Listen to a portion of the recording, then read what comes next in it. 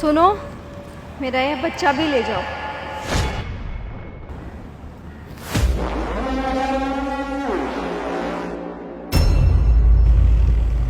ये कुछ पैसे हैं, ये भी ले जाओ।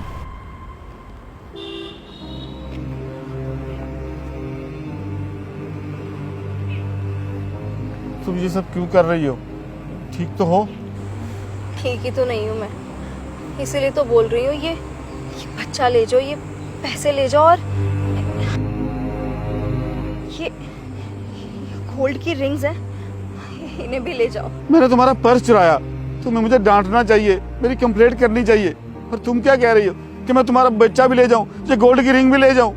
ऐसा क्यों कर रही हो तुम? क्योंकि नहीं संभाल सकती मैं। ये देखो, ये मेरा पहला बच्चा कुछ ही महीने का है और मेरे पेट में एक और बच्चा है, और ये जो बच्चा आने वाला है, मुझे यही नहीं पता कि मैं इस बच्चे को कैसे संभालूंगी। इसीलिए मैं बोल रही हूँ कि ले जाओ सब, मेरी जिंदगी में इन सब का कोई काम नहीं है और ना ही मैं इन बच्चों को संभाल सकती हूँ। क्या हुआ? ऐसा क्यों बोल रही हो तुम? क्योंकि मैंने अपने माँ बाप के खिलाफ जाके शादी करी थी ना, ये सब मैं उसी की सजा भुगत रही हूँ। मैंने एक ऐसे इंसान के साथ शादी की जिससे सिर्फ 1 साल तक ही मेरे साथ अटैचमेंट थी और मेरे जिस्म से बस वो अपनी हवस मिटाता था। मैं एक बहुत अच्छी फैमिली से बिलोंग करती हूँ। मेरी एक गलती, जो कि मैंने एक गलत इंसान के साथ प्यार किया, और अब मेरी ये हालत करके वो किसी और के साथ प्यार कर रहा है। उसका किसी और के साथ अफेयर चल रहा है। मुझे बहुत मारता है, बहुत पीटता है। मुझे समझ में नहीं आता कि मेरा आने वाला फ्यूचर क्या है, इन बच्चों का आने वाला फ्यूचर क्या है। तुम देखने में भी सुंदर हो, अच्छे घर से लग रही हो, और तुम्हारे पति ने तुम्हारी ये हालत कर दी। मुझे देख के ना सच में बहुत बुरा लग रहा है। मैं चोरी करके अपना घर चलाता हूँ, अपना पेट पालता हूँ, लेकिन तुम्हारी बात सुन के ना मुझे ऐसा लग रहा है कि मुझसे बुरे लोग भी हैं इस दुनिया में, जो अच्छे लोगों के साथ बुरा करते हैं। और एक अच्छे इंसान के साथ जब कोई बुरा करता है ना, तो उसे कैसा महसूस होता है, ये तुम्हारे चेहरे से मैं साफ देख रहा हूँ। मैंने तुम्हारा पर्स चुराया, मुझे माफ़ कर देना। नहीं नहीं, इसे आप रख लो प्लीज। ये क्या हो रहा है यहाँ पे? मैडम, ये गुंडा आपको परेशान कर रहा है क्या? नहीं नहीं भाई साहब, ये तो मेरे अंकल हैं, मेरा हालचाल पूछने आए हैं बस। देख लीजिए मैडम, आप प्रेग्नेंट हैं। अगर आपको किसी भी चीज़ की ज़रूरत है या फिर आपको किसी मदद की ज़रूरत है, तो एक पुलिस वाला होने के नाते मैं आपकी मदद कर सकता हूँ। नहीं नहीं भाई साहब, thank you so much for your concern, but ऐसा कुछ है ही नहीं। ठीक है।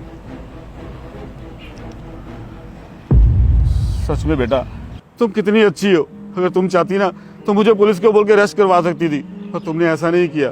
तुम सच में बहुत अच्छी हो।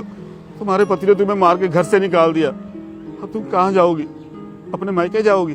नहीं, वो लोग मुझे नहीं अपनाएंगे, क्योंकि मैंने अपनी मर्जी से शादी की थी ना, इसलिए बोल रही हूँ मैं ये सब कुछ नहीं संभाल पाऊंगी। मेरा ये बच्चा ले लो। मैं टूट चुकी हूँ। मैं जिंदगी में कुछ भी नहीं करने लायक बची अब।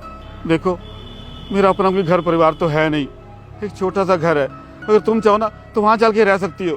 मैं तुम्हारा ख्याल रखूंगा, तुम्हारे बच्चे का ख्याल रखूंगा।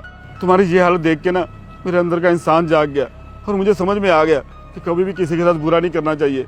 और मैं भी ना अब एक अच्छा इंसान बनना चाहता हूँ, सुधरना चाहता हूँ। आप मेरी वजह से क्यों इतनी परेशानियाँ उठाओगे? मैं अपनी किस्मत के भरोसे हूँ।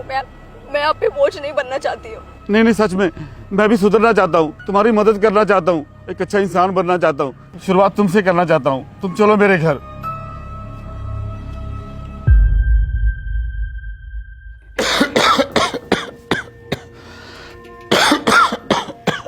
ओ पापा जी, आप अपनी दवाई टाइम पे क्यों नहीं लेते हो?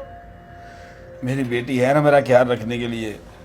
बेटा, मैं तो भगवान का हमेशा शुक्रिया करता हूँ जो भगवान ने मुझे तुझसे मिला दिया। सच में अगर उस दिन तू मुझे ना मिली होती, मेरे साथ रहने को तैयार ना हुई होती, तो हमारे बीच कभी बाप बेटी का रिश्ता बनता ही नहीं। और आज मुझे ना एक भयानक बीमारी लग गई है, और शायद आज भी मैं ना उसी अपनी पुरानी झोपड़ी में इस बीमारी के साथ जूझ रहा होता और मेरा कोई ख्याल रखने वाला भी ना होता। ये तो बेटा तूने मेहनत की, ये घर बनाया, मेरा ख्याल रख रही है। जीती रह बेटा, खुश रह तू।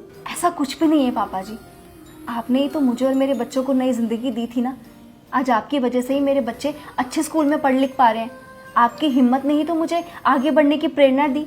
अगर आप नहीं होते ना पापा जी, तो शायद मैं आज भी उस इंसान की सिर्फ मारपीटी सह रही होती। अरे माँ बाप सिर्फ पैदा करने वाले नहीं होते हैं, ये सारे दिलों के रिश्ते तो भगवान ऊपर से लिख के भेजता है।